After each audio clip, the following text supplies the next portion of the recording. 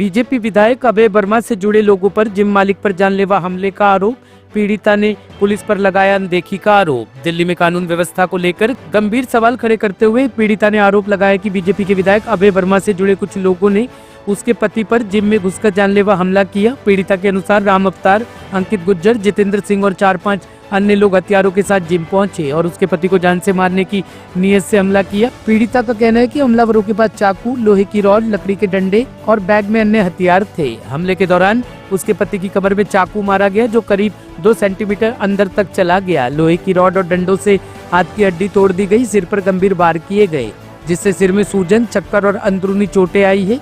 पीड़िता का आरोप है कि हमलावरों में से कुछ लोग पुलिस जैसी वर्दी में थे जिनमें विंटर कैप, जैकेट और खाकी पैंट शामिल थी। चेहरे पर मास्क लगा हुआ था। हाथापाई के दौरान 2 लोगों के मास्क उतर गए जिनके चेहरे वीडियो रिकॉर्डिंग में साफ दिखाई दे रहे हैं।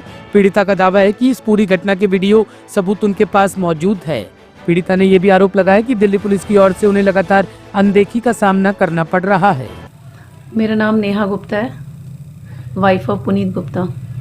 मैडम, ये क्या मामला है आपके साथ जो अत्याचार हुआ है, जो आपके साथ छेड़खानी का मामला है, ये कब से चल रहा है और ये किसने किया है आपके साथ? आप ज़रा खुलकर बताएं। सर, ये एक्चुअली 28 जून की बात है 2025। एक लड़का है जिसका नाम है राम अवतार। वो मेरे हस्बैंड के यहाँ पर काम करता था एज अ ट्रेनर। वहाँ पर उसने पैसों को लेके थोड़ा सा वहाँ पर उसने पैसों को लेके चोर चकारी स्टार्ट कर दी और मिसबिहेवियर स्टार्ट कर दिया बच्चों से, जिसके चलते हुए हस्बैंड के साथ थोड़ा मिसबिहेवियर भी करा। उसने मिसयूज़ करी लैंग्वेज अपनी, गलत करा, अभद्र व्यवहार करा, जिसके कारण मेरे पति ने वहाँ से उसे निकाल दिया। आपके पति किस चीज़ का? वो जिम में काम है, जिम है उनका अपना। वहाँ पर एज अ ट्रेनर इसे रखा था 15,000 की सैलरी पे, जिसके चलते यहाँ पर इसे वहाँ से हटा दिया गया। हटाने के बाद इसने फिर मुझे पकड़ा 28 तारीख को। 28 तारीख को मुझे पकड़ने के बाद इसने मुझे स्टार्टिंग में बोला कि अपने आपको कहाँ पकड़ा? यहाँ पर घर के पास ही हमारे लक्ष्मी नगर में सनातन मंदिर है, वहाँ पर पकड़ा मुझे चौराहे पे।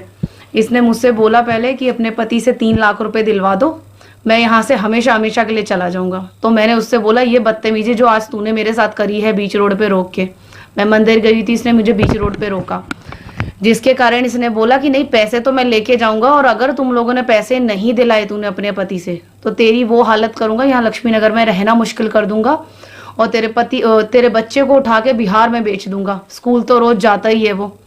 फिर मैंने इसको बोला कि इतनी तेरी हिम्मत है, मैं थाने जाऊंगी और ऊपर तक कंप्लेंट करूंगी तेरी। इसने बोला मुझे कि मेरा कोई कुछ नहीं कर सकता क्योंकि मैं यहाँ पर विधायक के यहाँ पर नौकरी करता हूँ और आप एसीपी के पास जाओ या डीसीपी के पास जाओ, हर जगह मेरी ही चलेगी, कोई कुछ नहीं कर सकता। जिसके बाद मैंने कंप्लेंट करी 112 पे। उसके चलते हुए मैं थाने गई। थाने में जाके मैंने इसकी कंप्लेंट करी। इसको 1000 बार बुलाने पे ये रात को आया 10 गुंडों के साथ। 10 गुंडों के साथ आया, जिनमें से एक बंदा आके बोला कि मैं राम अवतार का रिलेटिव हूँ और उसने मुझसे बोला आप थाना छोड़ो, आप मेरे साथ रूम में चलो, मैं वहाँ जाके आप मेरे से सारी बातें डिस्कस करो। मेरे मना करने पर ये हंसने लग गया थाने के अंदर हंसने लग गया और मुझसे उल्टे सीधे गंदे इशारे करने लग गया वहीं थाने पर। मेरे चिल्लाने पर एक कांस्टेबल रूपल जी उठी और इसके 4 थप्पड़ मारे वहीं सीसीटीवी कैमरे के अंदर, जिसके बाद फिर भी मेरी एफआईआर नहीं लिखी। उसके बाद भी एफआईआर नहीं लिखी। मेरे ये सब कुछ होता रहा थाने के अंदर, ना किसी पुलिस वाले ने ना किसी ने मेरी सुनी। फिर उसके बाद मेरे को फाइनली कोर्ट का एक सहारा लेना पड़ा, कंप्लेंट केस डाला, जिसके चलते हुए ये मेरी एफआईआर है।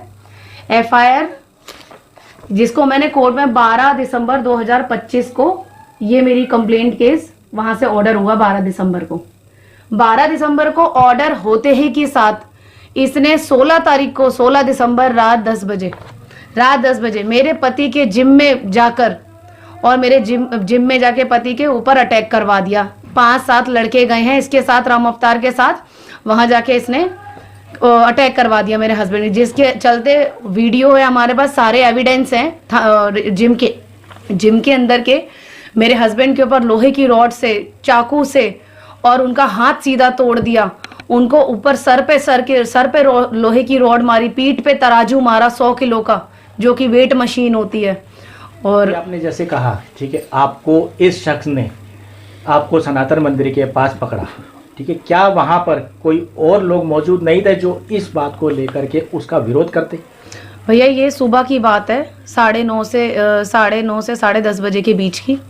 वहाँ पर ये चलती रोड है, यहाँ पर सब्जी वाले वहाँ खड़े थे और कंस्ट्रक्शन का काम चल रहा है कॉर्नर वाले घर पे। तो दूर दूर तक जो भी लोग आते हैं जाते हैं, सब्जी वाला जैसे ही उसने घूरने लग गया इसको, ये वहाँ से फिर भाग गया बाइक लेके। सुबह सुबह वहाँ पर थे, वहाँ पर क्यों नहीं थे, पर आजकल का टाइम ये है कि जैसे मेरे साथ वैसे काफ़ी लोग जाते थे। उस दिन इत्तेफाक वाली बात है, इसने मुझे तभी रोका जिस दिन इसने मुझे अकेला देखा। मिलता तो ये रोज था, घूरता भी रोज था, इसने चाहा भी बहुत कि मैं रोज इसे रोकूं, पर रोज मेरे साथ कोई ना कोई होता था। उस दिन कोई नहीं था मेरे साथ, मैं अकेली थी जब मंदिर से आ रही थी। उसी दिन इसने मुझे रोका। एक सब्जी वाला था, फ्रूट वाला था, जो कि शायद आज भी वहां पर खड़ा होता होगा, क्योंकि अब तो मैं वहां जाती नहीं हूँ। जब से मेरे साथ ये सीन हुआ है, जब से मैंने वहां तक जाना, वहां नीचे भी जाना बंद कर दिया। इवन जो मेरा बच्चा स्कूल भी जाता है ना, जो उसने धमकी दी है मेरे बच्चे को किडनैपिंग की, बच्चे के लिए भी भैया हम 3-3 4-4 लोग जाते हैं बच्चों को स्कूल छोड़ने। हमने स्कूल में भी वार्न कर रखा है कि हमारे अलावा कोई भी आए, कल को कुछ हो ना हो, हमें बिना कॉल के, बिना हमारे बच्चे को किसी को वो मत करवाना। बच्चे के धमकी देने के बाद उसने किसी और तरह की कोई धमकी दी आपके पति को लेकर, आपके सास ससुर को लेकर या आपके घर वालों को लेकर? इसने अभी जो 12 तारीख को मेरे ऑर्डर पास हुए हैं, उससे पहले ये अक्टूबर के आसपास हमारे घर के नीचे राउंड लगाता था, मफलर पहन के अपनी बाइक पे ही। बाइक तो हम जानते ही थे इसकी, मफलर पूरे मुंह पे बांध के ये यहाँ नीचे ही घूमता था। हमने इस चीज की इसका मैंने SHO सर को भी बोला था, IO को भी बोला था, और मैंने DCP सर को भी बोला था। तो सर का ये कहना था, DCP सर का, आप कोई आना जाना तो बंद नहीं कर देगा। और जो मैंने कोर्ट में केस डाला था, वो उनको जज को भी बोला था, उन्होंने बोला था हम किसी को आते जाते नहीं रोक सकते, हाँ कुछ करे तो बात अलग है। पर इसने जब हमें मिला था, तब इसने मुझे फाइनली एक बात जरूर बोली थी कि ना मैं यहाँ बिजनेस चलने दूंगा, या तो तुम मुझे प्यार से पैसे दिला दो, या फिर या तो पति को तेरे मरवाऊंगा या बच्चे को यहाँ से उठवाऊंगा, तेरी वो हालत करूंगा। तो हमने इसके बाद भी, हमने कोर्ट में भी ये बात बोली थी और SHO सर को भी बोली थी, पर उन लोगों ने किसी ने भी नहीं सुनी। फाइनली कोर्ट से तो मेरी FIR कट गई, पर उससे पहले जैसे ही 12 तारीख को कटी मेरी FIR, और 16 तारीख को ये अटैक हो गया। होता तो उसी टाइम ही, पर वो इन बिटवीन हम ये थे नहीं 2-3 दिन। जैसे ही हम आए वापस, वैसे ही इन्होंने दोबारा अटैक कर दिया मेरे पति के ऊपर, और बोल के गए हैं, वो जो गुंडे आए हैं उसमें से राम अवतार की आवाज हमने पहचान ली थी कि अगर ये केस वापस नहीं लिया तो यहाँ पर, अभी तो ये डेमो है, देके जा रहा हूँ, आगे के लिए अपने पति को अब मेरे पति को कह के गए हैं आगे के लिए तैयार रहना, और आगे के लिए हमले के लिए। अच्छा पुनीत जी, आप बताइए कि जब आपके ऊपर हमला हुआ, जिस दिन आपके ऊपर हमला हुआ, उस समय जिम में और कितने लोग मौजूद थे इनके पहले, और फिर समय क्या था? जिम में 16 तारीख की बात है, ये रात 10 बजे की। मैं काउंटर पर बैठा था, अपना काम कर रहा था। मैं देखता हूँ 4 से 5 लोग थे जिम में, जो कि अपना वर्कआउट कर रहे थे। जो कि मैं देखता हूँ गेट से 5 लोग आए हैं, जिनके पास डंडे हैं, लोहे की रॉडें हैं, लाठी हैं। एक दो लोगों ने पुलिस की ड्रेस, जैकेट, मफलर, टोपी भी पहनी हुई है दिल्ली पुलिस की। वो एंटर हुए हैं, सीधा उन्होंने लाठी डंडों से मुझे मारना शुरू कर दिया। और एक के हाथ में चाकू था, उन्हें मेरी कमर पे मारा, मेरा हाथ तोड़ दिया गया। और एक हेलमेट में लड़का था, वो बैग लेके बाहर खड़ा रहा। अब उसके हाथ में शायद हथियार भी हो सकता है, पर वो बैग लेके भागा अपना। बाद में जब मैं मौके पे, मेरा हाथ टूट गया, पेट में चाकू लगा, मैं बाहर निकला। मैंने अपने आप को बचाने की कोशिश करी, पेट में चाकू है मेरे कमर में। तब वो चाकू से उन जो अंदर लड़के थे उनको रोक रखा था उन्होंने, कि ताकि ये मेरे पास ना आ पाए। इतने बीच में मैं बाहर निकला, रोड उठाई, जिसमें एक बंदा हमने पकड़ लिया था, पर बाकी लोगों ने मुझे उठाने के लिए मेरे को हॉस्पिटल ले गए।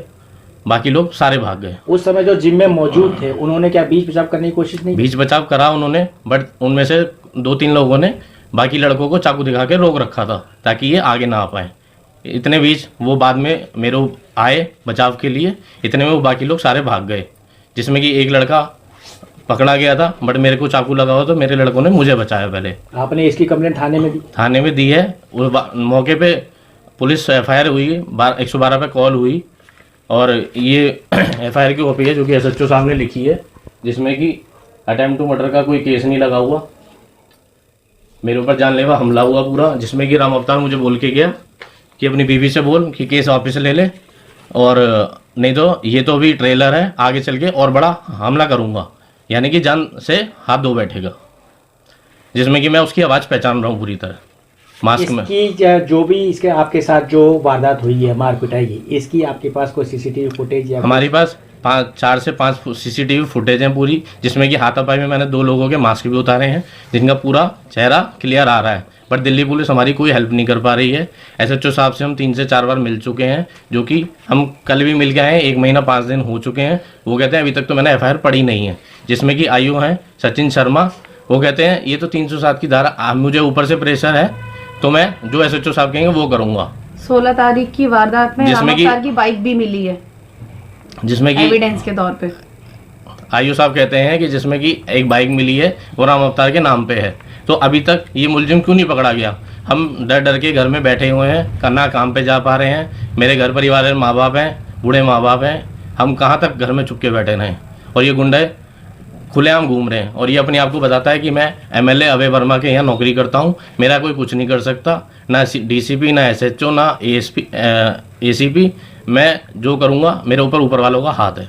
हमें तो बस एक ही चीज़ की आपसे ये है कि कैसे भी करके इतना करें कि ये जो गुंडागर्दी सरेआम ये लक्ष्मी नगर में चला रखी है, इसे बंद करें ताकि इंसान, आम आदमी अच्छे से अपने कमा खा पाए और अपने बच्चों के साथ अच्छे से अपने परिवार के साथ रह सके। इतनी गुंडागर्दी चलेगी तो हम कैसे रहें और कब तक घर के अंदर रहें, बताइए न्याय आप। मिलना चाहिए। अरे हम तो यही कहेंगे भैया, इतनी क्यों आफत तार रखी है इन्होंने? किसी के बच्चे को कमाने खाने नहीं दोगे क्या? या वो खाएंगे कमाएंगे नहीं? घर में बैठ के तुम रोटी दे जाओगे हमें, या हम कहाँ जाएंगे रोटी खाने? आप एक माँ है, आपके हाँ। बेटे पर हमला हुआ, उनके बाद चाकू से हमला हुआ, चाकू मारा गया। हाँ, नहीं मेरे हाथ बच्चे तोड़ के दिया तुम गया। चाकू मार रहे हो, और कल को कुछ हो जाता तो एक माँ की तो हाय लेगा कोई भी हो, करवाने वाला भी और करने वाला भी।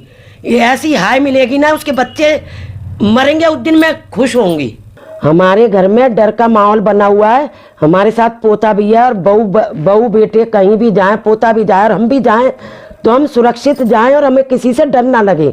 हमें इतनी मतलब वो होनी चाहिए कि हम डर के ना जिए। मतलब आपका कहना है कि पुलिस से हमारे को यही विनती है, पुलिस से हमने को यही गुजारिश है कि पुलिस आपको उसे जल्दी जल्दी पकड़े, उसको गुंडे को जो भी उसका कार्रवाई करे और जल्द से जल्द पकड़ा जाए वो, और हमें न्याय मिलना चाहिए।